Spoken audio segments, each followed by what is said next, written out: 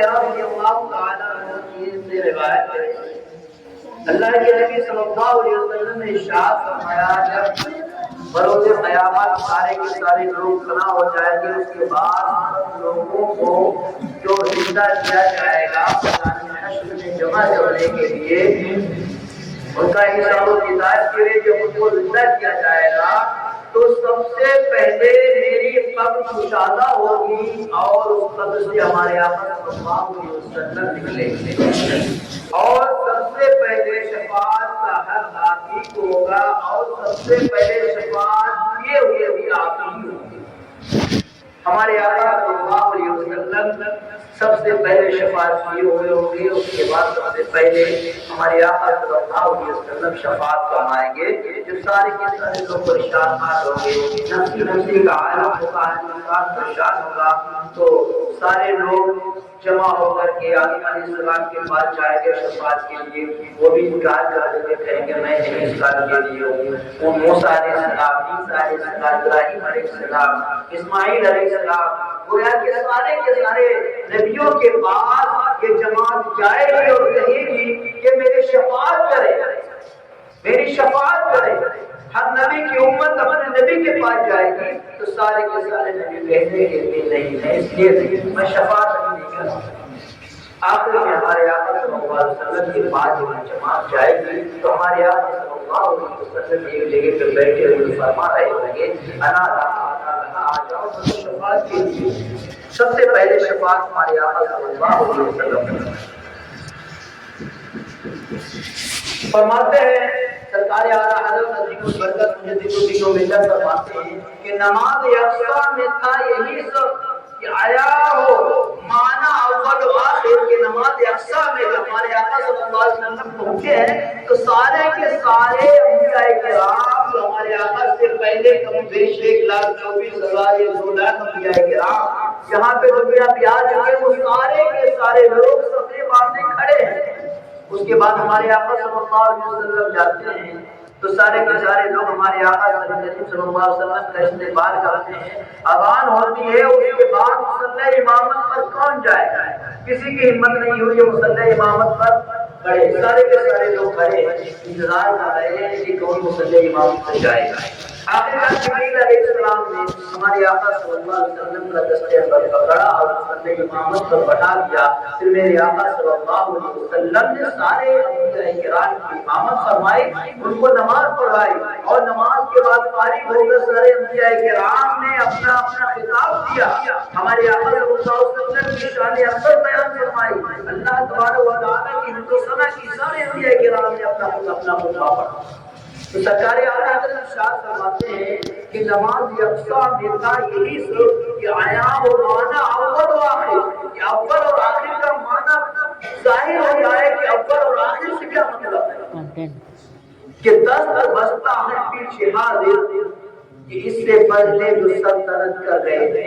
جتنے بھی انبیاء کرام پہلے سلطنت کر رہے تھے وہ سارے کے سارے باندھے ہوئے ہمارے آقا صلی اللہ علیہ وسلم کے پیچھے کھڑے ہیں۔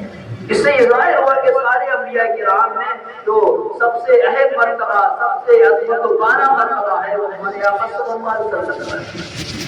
اور سرکار اعلیٰ حضرت ارشاد فرماتے ہیں کہ وہی ہے اول، وہی ہے آخر، وہی ہے طٰہٰ، وہی ہے ظاہر، وہی ہے باطن۔ اسی سے ملنے، اسی سے اس کی طرف گئے تھے۔ یعنی ہمارے آقا صلی اللہ علیہ وسلم اول بھی ہے، آخر بھی ہے، طٰہٰ بھی ہے، ظاہر بھی ہے، باطن بھی ہے، تو اسی کے ذریعے اسی سے ملنے، اور یہ سب اللہ تبارک و تعالیٰ کا کرم ہے کہ اللہ تبارک و تعالیٰ نے ہمارے آقا صلی اللہ علیہ وسلم کو اتنا بڑا اعلیٰ مقام عطا فرمایا،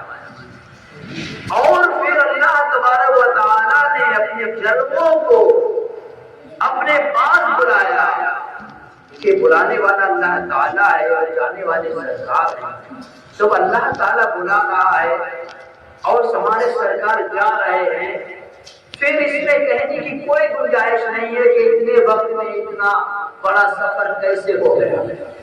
اللہ تعالیٰ کچھ بھی چاہے ہو سکتا ہے، اس میں جب کن فرما دیا کہ لفظ کن سے پوری دنیا بن گئی، تھوڑے سے وقت میں اللہ کے لیے کوئی بڑی بات نہیں ہے کہ ہمارے آقا کو اپنے پاس بلایا سب کچھ دکھا دیا، کوئی بڑی بات نہیں۔ تو ہمارے آقا صلی اللہ علیہ وسلم میں جسم و جسمانیت سے آقا کریم صلی اللہ علیہ وسلم ارشاد فرماتے ہیں جب میں معراج کے لیے گیا تو میرا گزر موسیٰ علیہ السلام کی قبر کے پاس سے ہوا۔ فرماتے ہیں کہ میرا گزر آدم علیہ السلام کی قبر کے پاس سے ہوا تو میں نے دیکھا آدم علیہ السلام ہمیں قبر میں اللہ تعالیٰ کی عبادت کر رہے ہیں۔ تو اس سے یہ پتہ چلا کہ ہمارے آقا صلی اللہ علیہ وسلم قبروں کے حالات سے بھی واقف ہیں۔ ہمارے آقا یہ جانتے ہیں کہ قبر میں کس کے ساتھ کیا معاملہ پیش آ رہا ہے، اور یہ بھی پتہ چلا کہ انبیاء کرام جو ہے وہ مرنے کے بعد بھی زندہ رہتے ہیں، اپنی اپنی قبروں میں وہ زندہ ہیں۔ جیسے ہم لوگ زندگی گزارتے ہیں وہ اپنی قبروں میں زندگی گزارتے ہیں، اور اللہ تبارک و تعالیٰ انہیں رزق بھی قبر میں عطا فرماتا ہے، کھانا پینا بھی عطا فرماتا ہے۔ تو جو لوگ کہتے ہیں کہ سارے لوگ یہ مر کے مٹی میں مل گئے، انبیاء کرام بھی مر کے مٹی میں مل گئے، وہ ایسا انسان ہے، جبکہ اللہ تعالیٰ نے ہمارے نبی صلی اللہ علیہ وسلم نے خاص طریقے سے واضح فرمایا اور فرمایا کہ انما حرم الارض ان تاكل اجساد الانبیاء، اللہ تعالیٰ نے زمین کو، مٹی کو حرام قرار دے دیا کہ وہ نبیوں کے جسم کو کھائے۔ فنبی اللہ حی، بس اللہ کے نبی زندہ ہے، وہو یرزق بھی، اور ان کی قبروں میں انہیں رزق بھی دیا جاتا ہے۔ محترم ہمارے آقا صلی اللہ علیہ وسلم کو بہت بڑا علم عطا فرمایا۔ ہمارے آقا صلی اللہ علیہ وسلم کو جبریل علیہ السلام سے ملنے کے گئے تو مدینہ شریف کے جگہ پہنچے، وہاں پر ہمارے آقا صلی اللہ علیہ وسلم سے جبریل علیہ السلام کے حضور جہاں پر آپ کو رکعت نفل نماز ادا فرمائی۔ ہمارے آقا صلی اللہ علیہ وسلم نے جو رکعت نماز نفل ادا فرمائی، اس کے بعد ہمارے آقا صلی اللہ علیہ وسلم نے جبریل علیہ السلام سے فرمایا کہ جبریل کون سی جگہ ہے؟ جبریل علیہ السلام عرض کرتے ہیں یا رسول اللہ صلی اللہ علیہ وسلم، یہ وہ جگہ ہے جہاں پر ہجرت کے دن آپ قیام فرمائیں گے، یا آپ کے قیام کرنے کی جگہ ہے۔ تو ساری چیزیں اللہ تعالیٰ نے ہمارے آقا صلی اللہ علیہ وسلم کو دکھا دیا۔